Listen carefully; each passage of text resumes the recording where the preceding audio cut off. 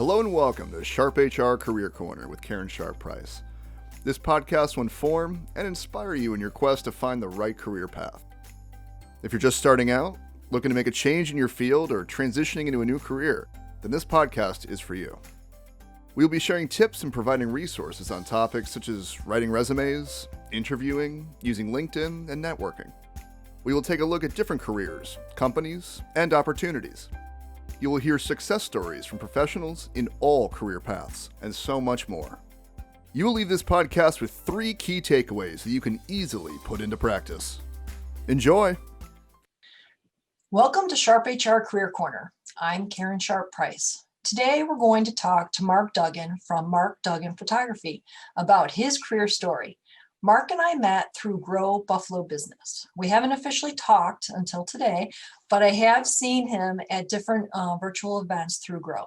Grow was a group created during the pandemic to help small business owners during difficult times.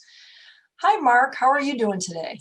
I'm excellent. How are you today? Happy birthday, by the way. Oh, thank you so much. It's so funny. Sometimes you have a birthday where nobody knows the whole day, and it's kind of like, that didn't feel like a real birthday.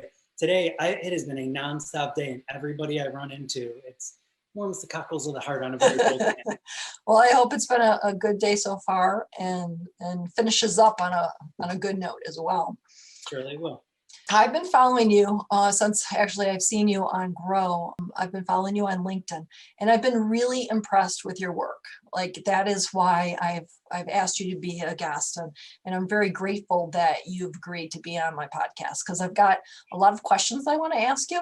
So I think that this is going to be a fun, interactive podcast for both of us. I really appreciate the compliments and the invite on having me come here. You might have bitten off more than you could chew. I'm a little bit of a fatty cat. Well, we'll see how it goes. I can always edit. Sure. So if you're ready, let's jump right in. Yeah, let's do it. Okay. So let's start back your pre-college days, Fredonia. What made you decide to go to Fredonia, and specifically go towards a degree with Bachelor of Fine Arts in Sculpture? So I didn't choose to go to Fredonia. I actually chose to go to SUNY Purchase first. I was only there about a semester.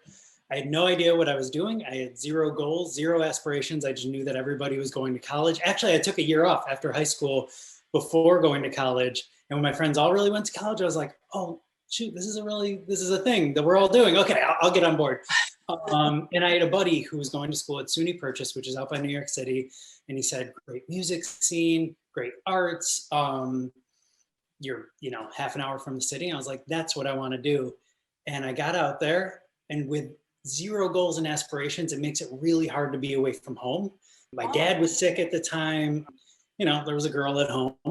And so that was what, after 1 semester at SUNY Purchase, which had a great arts program, mind you, ended up landing me back at Fredonia. The girl was back at Fredonia. That was an hour from home where my dad was, which was super important to me. Like, I realized by leaving how important family was. So then at Fredonia, again, 0 goals, 0 aspirations, just kind of bouncing around, happy to have a girlfriend, happy to be near my family. And my dad actually ended up passing away when I happened to be taking visual arts courses. And so I was in like Sculpture 1. It was like you just needed an arts course to get through the program or whatever. And my dad passed away. It was lung cancer and stuff. And there was a very simple project where it was like, build something out of anything that kind of makes you think differently about that thing. So people did weird things like fill sinks with eggs, or put paint into a soap dispenser instead of, like just kind of screwed around. I am a procrastinator by nature, and my idea was to build an entire man out of cigarettes and then burn it. And the professor was like, don't do that. He's like, that's way too ambitious. Like, you're the guy with no goals. Just stick with that. Dumb it down, dummy. And that just made me angry. And great guy, ended up building this thing. It became like a tribute to my dad. It became like a way to move on. It became like this big visual journal. It became a way for me to hang out with him when he couldn't be there.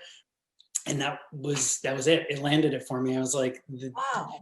I realized I needed different forms of communication to process things. And so from there, it was dabble in everything. I learned to weld. I learned more about photography. I learned, digital arts and stuff like that.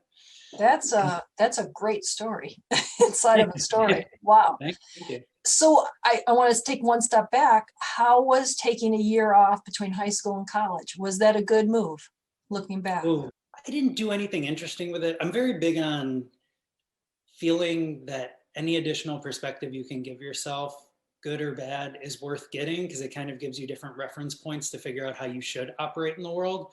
And I was like working in a restaurant, and I had like 14 jobs at one time.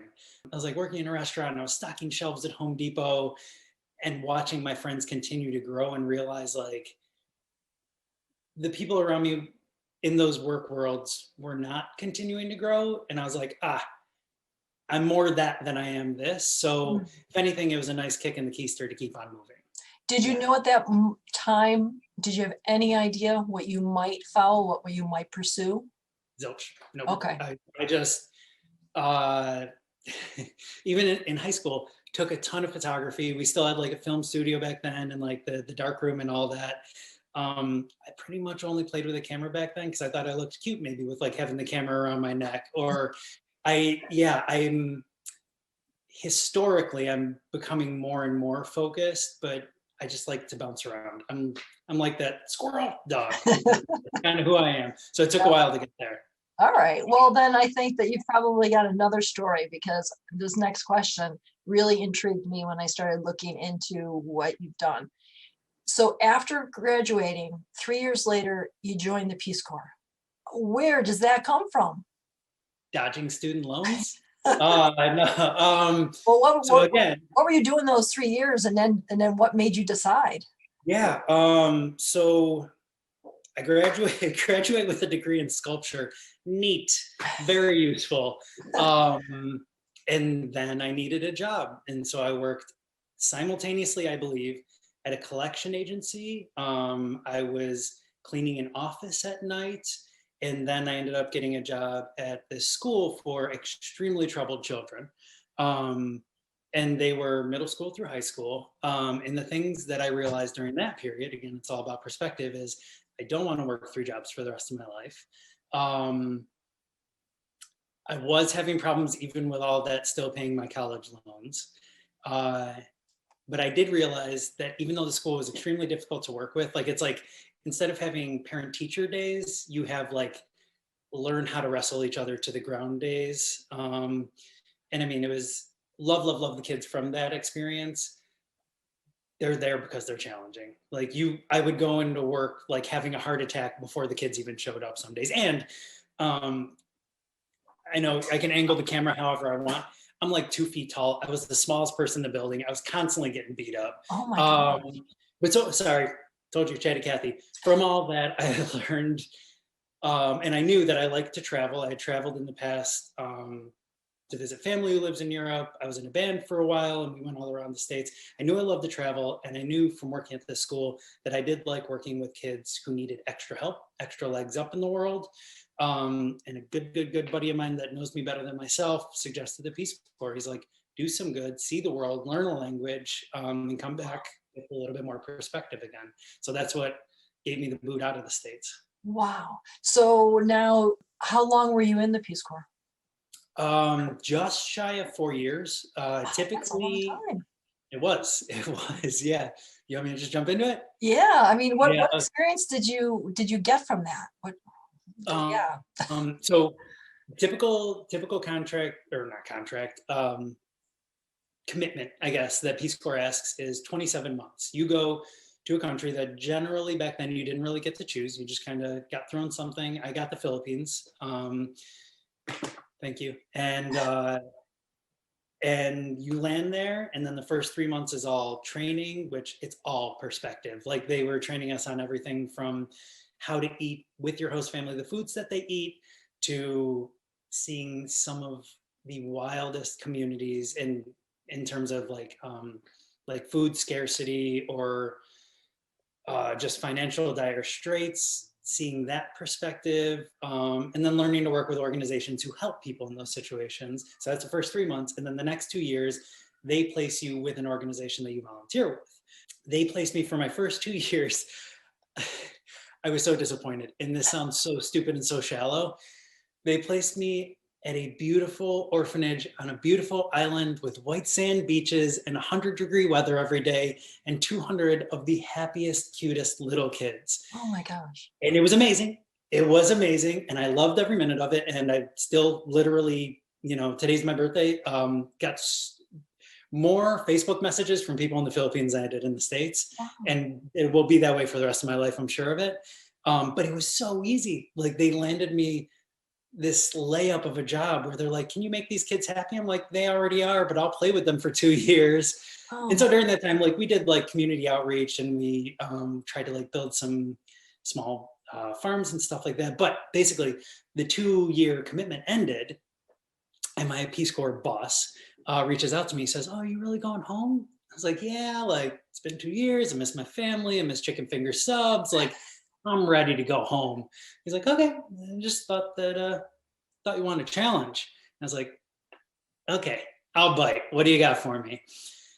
He had made connections with this organization in Manila, which I do not have many nice things to say about that place, the capital of the Philippines, where they were trying to work with a community of 10,000, which it's probably grown since then, 10,000 squatters who had moved into a cemetery and taken over the tombs and the mausoleums and made homes out of those because the streets were overcrowded. Oh my God. And it was shelter. They have crazy rain seasons there and stuff like that. So it was shelter. So Wow. the people that lived in there, they would actually form a relationship with the family who owned the mausoleum and the people that, reside there, however you want to put it, where we live in your mausoleum, we'll keep it clean, we'll keep it painted, we'll keep it respected, and make sure nobody kind of tramples on it. And wow, insane perspective for me. Quick anecdote? Yeah. Yeah, okay, cool. Got one. If you Oh man, I don't want to take too much of your time. After that one, no. So because I'm still not even through my whole 4 years there. Yeah. So while I'm working with this this group, the organization that they paired me with, it was they were still figuring out how they wanted this to work. The goal was to get kids from that community back into school, so it could kind of be like a trickle down. Like, if we make the young kids more educated about possibilities that are out there and programs and stuff like that, hopefully as it goes down in age, they can educate their parents and their kids will get better. Anyway, I'm teaching a class in this mausoleum, ginormous mausoleum. My language skills are extremely limited because every island basically has a different language. So for my first 2 years, I now have to learn a different language and try to teach them somehow about government programs. Okay. Wow. We go outside and we're like sharing a snack and taking a break because my brain is like already exploding. And the kid says, I live in the basement, or used to live in the basement of this mausoleum. I was like, there's a basement to the mausoleum. I didn't even know that was a thing. No. And he points through, and the whole thing, maybe like 50 feet by 50 feet, is filled with bones, floor to ceiling, 10 feet tall. I was like, oh my gosh, what is going on? And he says, in the other mausoleums where everybody lives, if the family of the dead person basically doesn't pay their rent on the mausoleum, somebody comes and takes their bones out and puts them in this place. It's like a garbage dump Oh my for God. family members. So this kid is telling me this, and I'm just like, whoa, that's crazy. And I'm like looking at human skulls through this little door. And I say, but this wasn't here when you lived here, was it? He was like, oh, 100%. Like, we lived with that. And he's like, they called me Uncle Mark. He's like, Uncle Mark, you still don't get it.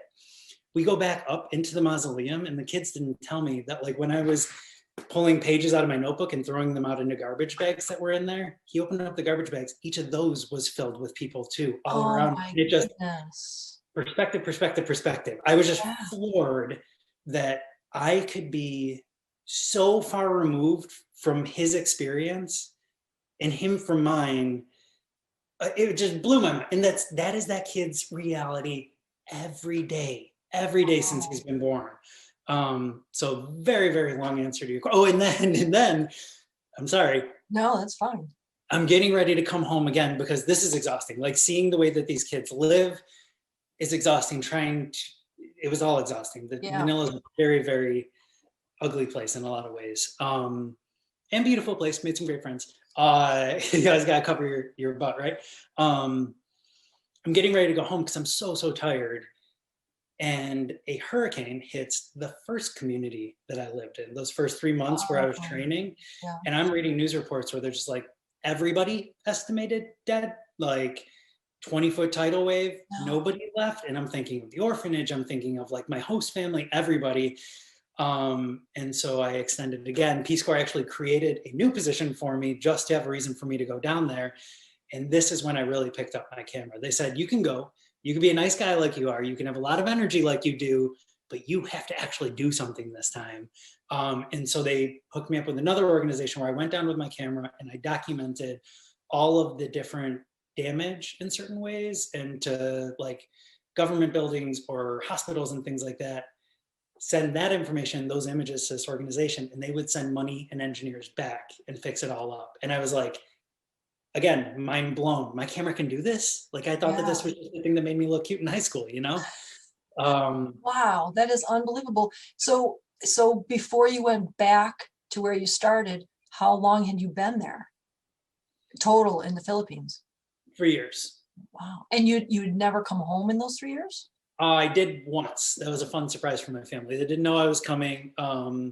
When I extended for that tough Manila position, the one that my boss suckered me into, basically the deal is like, if you take on something hard for a long time, we'll send you home for a week. Okay. It was a fun Christmas that my family didn't plan on having me home, but there it was. Oh my gosh. That is, I mean, we don't look at what we have here in America and appreciate, just the very simple things that we have in our lives. Wow. That's an amazing story. So you come home.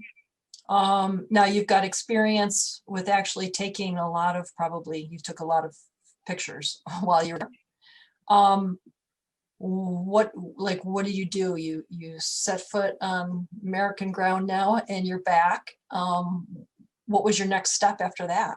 After experiencing all of that, like your worlds have to come back together again now and figure out what to do. It was tough. I don't really talk about this very often. It was really tough. First few months back, you go from being, and I think most Peace Corps kids would say this, or adults too, you go from being like everybody's most interesting friend who's doing good for people and you're out there saving the world and learning languages and stuff, to being the homeless guy on somebody's couch. It was such a transition. And so I was lucky my family took me in for a few months while I figured out, because I had just been volunteering for 4 years basically. Yeah. They took me in, and I mean, not took me in, I wasn't homeless or anything like that, but I lived with family for a few months, and then I got a job bartending for a few months, closer to a year. And it was during that time, like you said, the appreciation thing, like realizing how the rest of the world lives. Yeah. I was like, oh, I can play with my camera. It could be kind of a hobby that makes me money sometimes. And while I figure it out, I thought maybe I would become a teacher again or something like that. Mm-hmm. I was like, but while I figure it out, because that's fun, I'll bartend, and it's fun and it's social and I can get to know people again in the area. Oh, when people don't know about how the rest of the world works and they're like, I asked for 7 ice cubes in my beverage, sir. I was like, this is not the world for me. Like, this is not a fit anymore. I can imagine that transition would be really difficult. Yeah, from going to feeling super useful to not making money and feeling good about it, to literally like a bartending job is like, here's your drink, thank you for the money. And I was like, oh, that feels dirty every time. And so I did that for a while, and I found a really amazing girlfriend who I'm still with, and came home one day and was grouchy about how good I used to be and how not good I am. And she's like, cool, quit your job.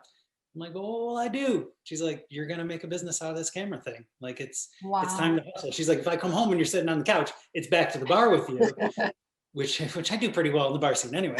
But so it was her idea. It was, yeah, it was probably something, I had mentioned and played with and toyed with, but yeah, she said, hustle, make it work. That is unbelievable. So that's a lot to take in, because I can imagine parts of it, but I can't imagine the feeling that you had with what you just experienced and then coming back to privilege.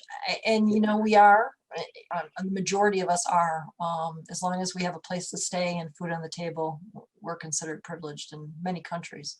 Okay. So that's something.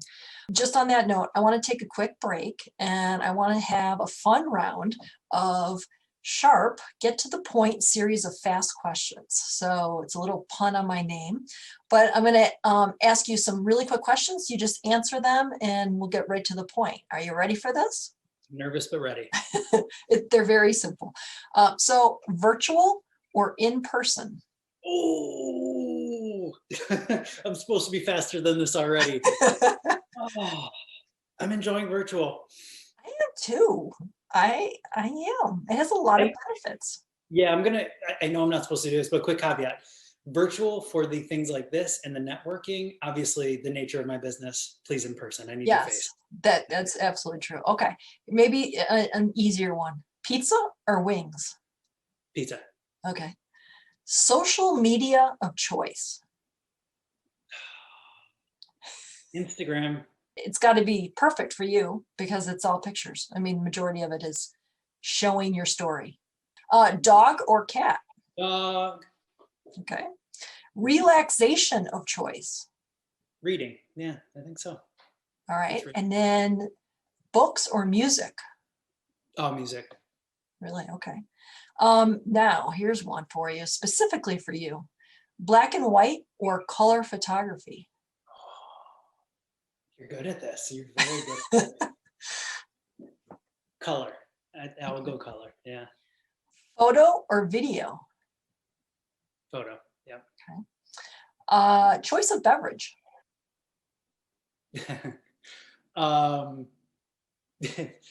Right now, rum and Coke. Okay. Well, that's a good one. All right. Phone call or email? Email usually. Yeah. You did great. See, it was painless. It just gives us a chance to kind of, get to know you in a very quick way and about different interests that you have. So now we're going to switch gears again, and we're going to go back into just some regular questions. When you started your own business, what type of clients did you have, or were you looking for? Are you zeroing in on? I was looking for nothing. That is one of the things that I've learned is you need to look for business. And it took me a while to realize that. Like, I thought that just being a nice guy with a camera that was easy to work with and low rates was the way to go. It turns out that is not the way to run a successful business. But so I fell into, when I was working at that bar, one of the first big constant clients I got was a real estate agent, another bartender that I was working with who did real estate during the day. And for 3-4 years, 70% of my business was taking pictures of the inside of homes, making tiny little bungalows look like mansions and making mansions look like something belongs on HGTV. Yep. So, like, we've all been touched by this pandemic, and it has affected all of our businesses in some way, and we've had to pivot in some ways. How has the pandemic changed your clientele or your focus? In my favorite way. Okay, so I like to say that I'm here to help people tell their stories. I'm a chatty Cathy, but I also do like to listen. Usually I'm doing much more of the question asking. So I'm here to tell people stories, whether it's about their business or about their family or what senior year looks like to them or their band, whatever. I'm here to tell your story by listening and by showing images off that represent you well. For about 6 months, I just literally couldn't see people. And this came from the real estate thing. Previously, I had shot a home for an older couple who had to downsize. When I took pictures of their house and they sold it, they ended up approaching me again and they said, can you come to our house? Can you set up a studio in our living room and photograph all of our favorite things because we need to sell them in order to downsize. Oh, wow. So this was grandparents' journals. This was plate collections from travels. This was matchbooks, whatever. And it just, ba-ding, when I realized I couldn't see people anymore, this is a whole different world that I've entered, and it's been so much fun. So what I do is I photograph family heirlooms, the stuff that usually gets relegated to the back of a closet or in the attic or in the basement, the things that you love, the things that belong to the people that you love, but they don't really like belong safely in the world of like kids running around or in your office space or whatever. Yeah. I photograph them with the love and care of, you know, the most loved and cared thing that you have, and then turn into giant, beautiful prints for your home, for your office, reintroducing those people back into your life. So it's something that I've been sitting on for a couple of years. And this was just like, all right, let's throw this one on the iron and see how it goes. And That's such a cool idea. I I mean, love it. yeah, it's a cool idea. Now, do you always go into someone else's space, or do you bring the stuff to yours? Not usually. I usually ask folks to come to me, or some people have shipped it even if it's closed space, because when COVID was a little bit heavier and scarier, the whole point was I was trying to develop a contactless business. So they can mail, we could even like set up FedEx to go to your house and things like that if that's what works best. And it's been interesting. It's been interesting being led into people's lives and stories in a completely different way than I would have anticipated before. Yeah, that is a very unique idea. With most of my work, I think of it as being service oriented. You come to me, I send you a digital file for your LinkedIn headshot or whatever. This is something I really like to think of more as a product. Like, I want to make sure that it's printed on the best paper. I can connect you with framers if, you know, you feel comfortable with that and stuff like that. Sure. I want to be able to hand people a thing, which is another thing that I miss. One of the reasons I ran away from the real estate thing, it was great. I mean, they were like the one industry that was still going during COVID, right? I could have kept on working, but A, it didn't feel safe, and B, where was I going with that? Kind of lost its excitement. Yeah. Well, 100%. I don't know if it ever had excitement. It was just money. It was really good money. Shoot, where was I going? It became very transactional. It became very, there's a key under the mat. You go take the pictures, get me the files by morning. I'll Venmo you money. And I'm like, I'm a people person. Like, I want that interaction. Yeah. And so that is one of the goals also with this project of mine is I handle the things that you love. I love them like you love them. I photograph them so you can continue to love them. And then I hand you something in the end as well. That is really a very unique idea that I think is going to take off if it hasn't already for you, because I think that lots of people, I mean, there's just so many people that you can go to and reach out to that would be interested in that. Yeah, it doesn't have to be morbid either. Like, it's No. funny, a lot of the things that I've gotten have been from family members that have passed away and stuff like that. But I mean, it could be, you know, your son graduates from high school and he was a high school football star, but he's not doing football in college. Like, get his helmet photographed or his jersey in some interesting way. So I think it's a fun and interesting and challenging way to honor not just people, but also times that have. Yes. So, you know, I hear your story. You in high school, graduate, not sure what you want to do, take a year off, watch your friends kind of life go past you, think, hey, I got to jump back on and get with the picture and get with the game there. Go out, go to college, get your degree, trying to still figure out what you want to do, join the Peace Corps, have an amazing opportunity that not too many people can relate to that here, I don't think, but what a touching story you've got. Learn to pivot your business during a pandemic, in share with your clients something that they will hold dear to them, and their kids and their kids and their kids will hold dear to them, because you're capturing a moment in time of their most treasured things. You know, you've got such a great, you really do, you have a great career story here. What if you had to give somebody some piece of advice to someone who may not know what they want to do with their life, who maybe does and is really interested in photography and you know, a career path and something similar to that? What kind of advice would you give somebody? Do you have 3 pieces of advice that you could share with us? Yeah,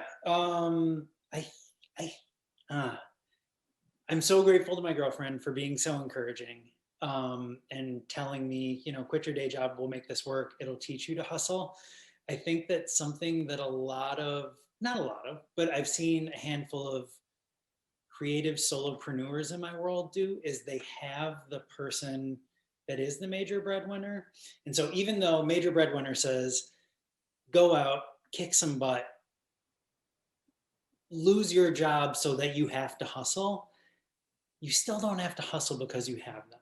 So I think finding some, I'm so sorry about that. It's okay.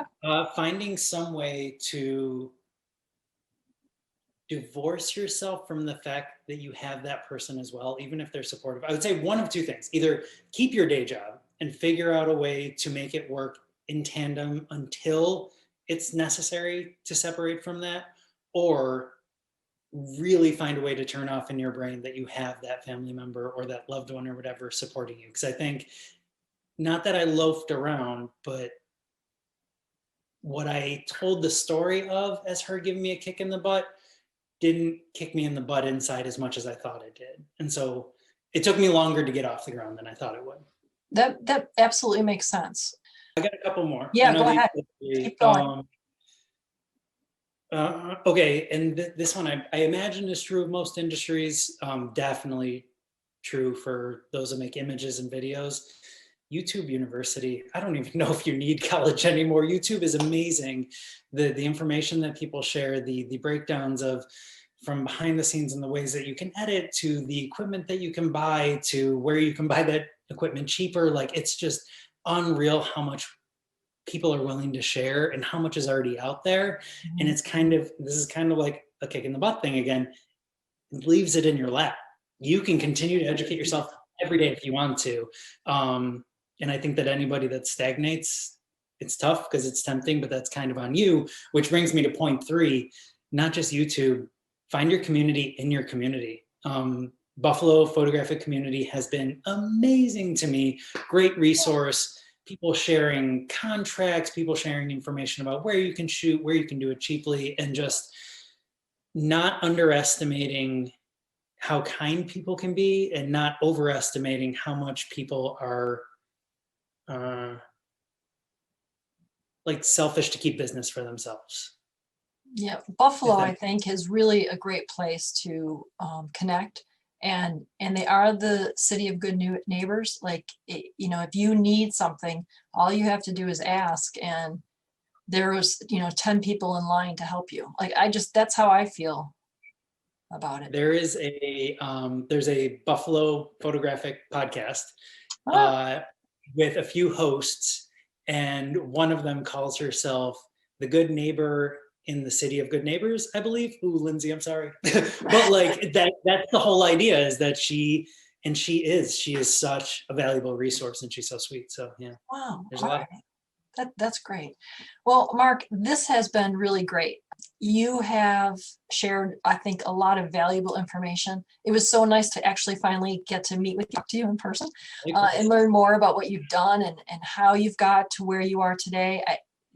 That's my whole mission, is to share these kinds of stories, because there's a ton of people out there that will always find their story in your story, and knowing that they can see and talk to somebody who has had success is, I think, very powerful. So thank you so much. If someone wants to reach out to you, maybe to talk to you about photography, or hire you to take pictures of some of their heirlooms, or maybe a senior portrait, or a headshot, how is the best way to reach out to you? Generally, I like email up front, just because all the details can get in line in one place, and then we can keep track of them, which is mthomasduggan@gmail.com. Okay, and I will put that in the podcast description so that people can find that very easily. So thank you again for your time. I think this was a great segment, and I loved your stories. I really did. So thank you for your time today. Even on your birthday, thank you for giving your time on your birthday. It was honestly a great way to celebrate a birthday. Kind of, remember good days, and you've given me a reason to be kind of proud and excited again about what I do. So thank you. Good. I'm glad I could help.